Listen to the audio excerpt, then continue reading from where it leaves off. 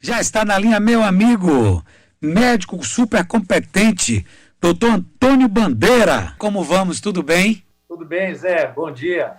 Quem quiser fazer perguntas ao grande infectologista, doutor Antônio Bandeira. Podemos dizer que escapamos do colapso, doutor Antônio Bandeira? Olha, Zé, nesse momento, nós realmente estamos numa situação onde, primeiro, as unidades privadas vêm gradativamente sentindo uma redução da pressão para novas internações. Diversos hospitais privados aqui em Salvador tiveram que aumentar a quantidade de forma muito grande de leitos. Tiveram que fazer isso rapidamente. Pegaram áreas de enfermarias, pegaram áreas, por exemplo, de áreas que eram de oncologia, de outras áreas, e fizeram leitos para a Covid. Tá certo? A pressão ela não tinha parado. Nos últimos 10 dias, a gente tem observado na área privada uma redução dessa pressão. E na área pública, isso começou também a acontecer, essa redução, pelo menos, um pouco mais recente, dessa pressão por novas internações. Isso não quer dizer que a epidemia ela esteja, nesse momento, controlada. O que a gente sabe é que a epidemia ela tem uma espécie assim, de comportamento até, de certa maneira, previsto. Se você começa com uma quantidade muito grande de contaminações, como estava acontecendo, você vai esperar uma onda muito grande de pessoas infectadas e, no bojo dessas pessoas infectadas, um número grande de pessoas que vão precisar de internação e de UTI, que é o que estava acontecendo. Quando fechou, quando tem mais ou menos um pouco mais de um mês que houve os decretos para o toque de recolher, né, e depois o lockdown, o que acontece é que, efetivamente, houve uma redução da exposição das pessoas. Você não podia ficar mais na rua, você tinha bares fechados, restaurantes fechados, você tem, então, uma redução dessas contaminações, que não deixaram de acontecer, porque isso não zerou. Só que, como você diminui a quantidade de pessoas contaminadas, você começa a sentir isso, então, a partir de agora. Não tinha como isso ser sentido antes. Você precisa de pelo menos um mês para sentir isso. Sem dúvida nenhuma, o que a gente espera é que isso aí vá gradativamente caindo. Pois é, doutor Antônio Bandeira, vamos falar da reabertura do comércio médico infectologista. Está marcada para o dia 5. Taxa de ocupação desceu para 81%. Qual a sua expectativa para que isso... E fale também da Semana Santa, dessa aglomeração que pode vir a acontecer. Olha, Zé, eu acho o seguinte, a minha opinião é que determinados locais, eles já, inclusive, poderiam estar funcionando, porque eles não são locais onde você aglomere pessoas de forma desordenada, você não tem pessoas desprotegidas e você tem uma fiscalização efetiva, que é o caso, por exemplo, que a gente já falou dos shopping centers, por exemplo. As pessoas entram com medida de temperatura tomada na entrada, usam máscaras que são obrigadas a utilizar, as lojas já estavam preparadas para ter uma quantidade menor, bem menor de pessoas lá dentro, e todos os funcionários cumprindo as exigências de higienização das mãos e uso de máscaras. Então, isso era uma situação, inclusive, que a gente sabia que está controlada. Então, essas áreas onde você tem exatamente uma organização que previne, eu acho que, assim, já era para estar, inclusive, funcionando. Você pode trabalhar com restrições, mas respeitando também as áreas onde as pessoas estão efetivamente trabalhando corretamente. Você dá a mão para quem está te ajudando, tá certo? E não indiscriminadamente você fecha tudo de forma, vamos chamar assim, uníssona. Agora, sem dúvida nenhuma, que essa gradual abertura ela tem que ponderar exatamente isso. Não se pode, é o que você estava comentando aí, um ouvinte, há pouco eu estava ouvindo, falando de paredões, um paredão lá num determinado bairro.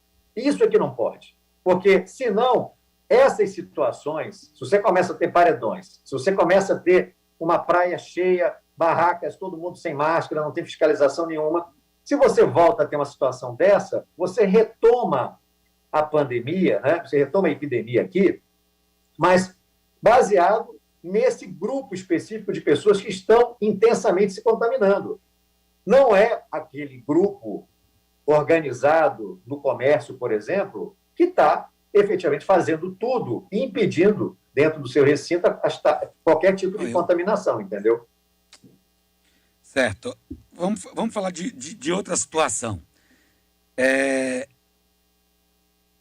A volta às aulas, a educação, que é tão importante para mim, você sabe disso, para todos nós, e dói muito na gente, durante todo esse tempo, ver nossos filhos um ano inteiro sentado atrás de um computador fingindo que está estudando, porque não está estudando.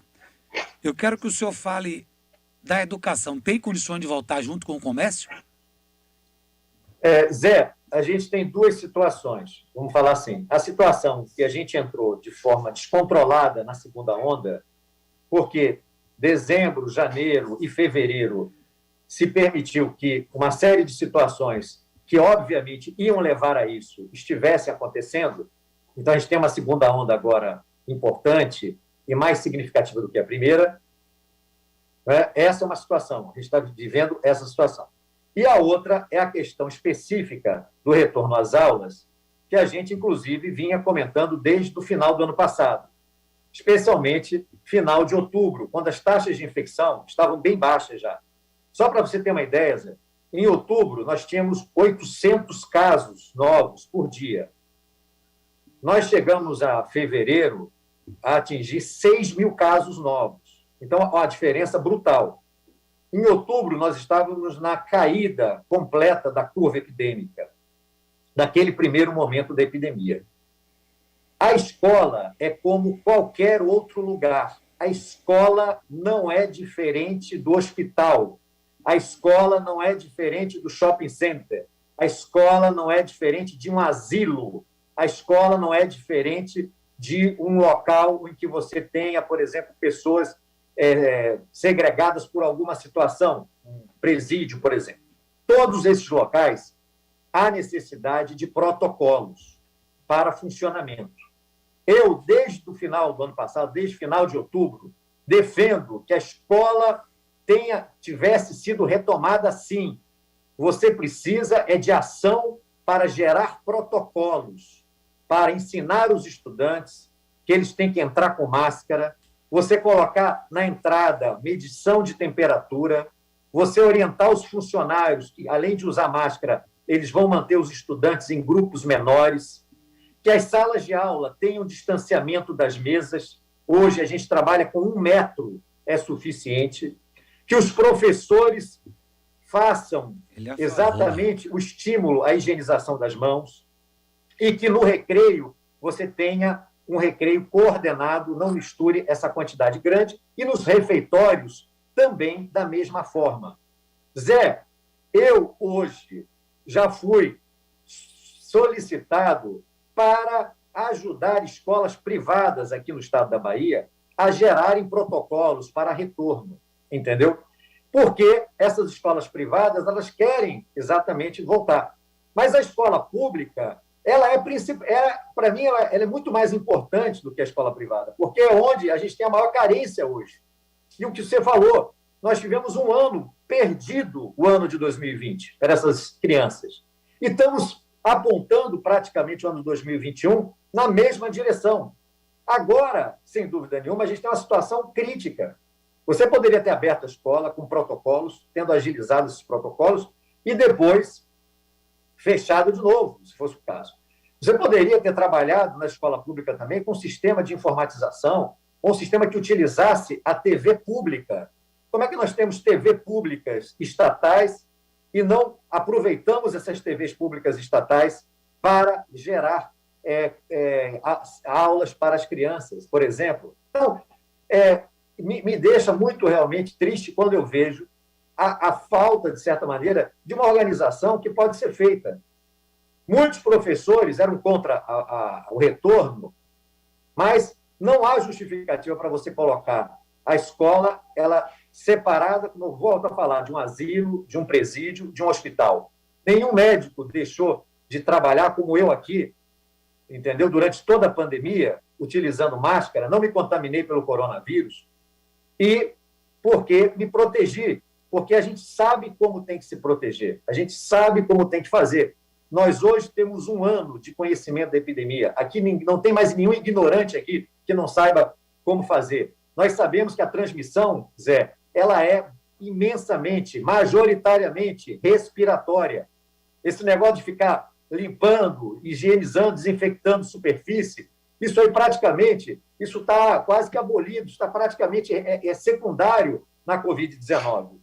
Se você higieniza suas mãos, você pode pegar numa tonelada de coronavírus e você não vai se contaminar com nada. Não há evidências fortes na literatura de transmissão pelas superfícies que vão, porque você não tem como o vírus voar e entrar na sua narina. A transmissão é respiratória. Agora, a gente tem que, obviamente, mesmo sendo respiratória, trabalhar com a higienização das mãos, porque as pessoas pegam no nariz, entendeu? E vão cumprimentar outras pessoas. Então, é principalmente pelo contato entre pessoas que você faz essa transmissão poder chegar até o outro. E é por isso que a higienização das mãos ela é fundamental junto com a proteção respiratória. É isso que a gente tem que trabalhar. Se você trabalha isso, se você trabalha o mínimo dessas circunstâncias e traduz isso para uma linguagem fácil para a população, para que ela entenda que o filho pode ir para a escola assim com a máscarazinha dele, que ele pode aprender, mas ele tem que se distanciar e que você dentro de casa tem que ensinar também a ele. Se você tem vídeos instrutivos pelas secretarias de educação, sejam elas municipais ou estaduais ou federais, você tem que chegar e poder instruir os pais, os professores, a escola, envolver todo mundo num protocolo importante que é suficiente, digo, é suficiente sim, para que você tivesse um retorno seguro. Agora, nesse momento, o que é que vai ser argumentado? Bom, a gente está agora numa tremenda onda da Covid-19, a segunda onda. Ela vai cair? Vai. Ela está caindo lentamente? Está caindo. Então, o que a gente tem que fazer? É agora o momento dos gestores da educação trabalharem intensamente nos protocolos e agilizarem a educação para as nossas crianças, tanto na esfera privada quanto na esfera pública. Bom, o doutor Antônio Bandeira, médico infectologista. Camille Martins, à vontade aí. Vá, Camille. Olá, bom dia, doutor Bandeira, tudo bem? Tudo bem, Camille? Olha só, eu estou aqui com uma notícia aberta que a Pfizer e a BioNTech anunciaram hoje a eficácia de 100% da vacina contra a Covid em adolescentes. Eu queria saber, assim, esse grupo já não estava nos testes das vacinas anteriores? Por que só agora esse resultado? As vacinas, elas foram produzidas no ano passado e foram testadas de forma muito intensiva e rápida e de uma forma de agilização de protocolos de vacina como nunca se viu antes. Não é? Uma vacina, normalmente, Camila, ela leva mais ou menos 3, 4, às vezes até 5 anos para você, entre o início dela até a sua comercialização final. Nós tivemos em prazos recordes essas vacinas sendo desenvolvidas e sendo liberadas de forma emergencial para uso da Covid. Por isso que elas foram testadas inicialmente em adultos, pessoas de 18 anos para cima, tá certo? Tanto crianças quanto adolescentes ficaram fora dos primeiros testes dessas vacinas, até por essa contingência de maior necessidade de rapidamente você aprovar. Porque criança e adolescente, você tem situações que exigem um pouco mais de cuidado do ponto de vista da ética na produção e na testagem dessas vacinas. Então, por isso que elas ficaram de fora, e algumas, inclusive, hoje, estão, inclusive, chamando, aqui no Brasil, né, a gente tem uma empresa que hoje ela está chamando adolescentes e crianças a participarem do ensaio clínico da Covid, que está sendo desenvolvido esse ano. O que é muito bom, essa notícia que você coloca, ela é fantástica, porque os adolescentes, eles são, a gente sabe, não só aqui no Brasil, como no mundo inteiro, eles são um dos principais motores de contaminação. Por quê? O garotão está morrendo de vontade de encontrar a namorada. Ele vai chegar lá, vai dar um beijo na boca dela. E nem sempre vai dizer em casa que saiu beijando ninguém. E vai passar a Covid para todo mundo dentro de casa. A transmissão da Covid, ela é muito também intrafamiliar. Ela se faz em pequenos, que a gente chama de pequenos aglomerados. Então, assim, é um grupo muito importante que se a gente tivesse vacina hoje suficiente para fazer, de vacinar também, porque ele é um grupo, inclusive, ele é um grupo que tem menos, vamos chamar assim, menos gravidade, né? Não quer dizer que não tenha gravidade, a gente está vendo várias pessoas jovens morrendo de Covid nessa segunda onda. Mas o que eu digo é que, proporcionalmente a uma pessoa mais idosa, o adolescente ele vai ter menos complicações, ele vai morrer menos, ele vai ter menos casos, ele vai ser menos um caso grave. No entanto, ele é um grande gerador, ele é um grande produtor, disseminador do coronavírus, pela sua intensidade de relações, pelos seus contatos de risco, beijo na boca, abraço, não sei o quê, adolescente vive se pegando, se abraçando, tal. Então, isso é normal, faz parte da vida, eles precisam disso, a gente passou por isso, tá certo? Então, Nova York, ela vai estar, a partir da semana que vem, vacinando todas as pessoas acima de 16 anos. Todos. Essa semana está vacinando todo mundo acima de 30 cidades de Nova York. É um negócio impressionante. É isso que a gente quer ter aqui no Brasil. A gente precisa ter vacina exatamente para isso. E o adolescente, eu vejo assim, é muito bom a gente ter as vacinas, elas andando para pegar populações que são os adolescentes e as crianças, para que a gente possa vacinar esse grupo de forma tranquila, para que a gente não tenha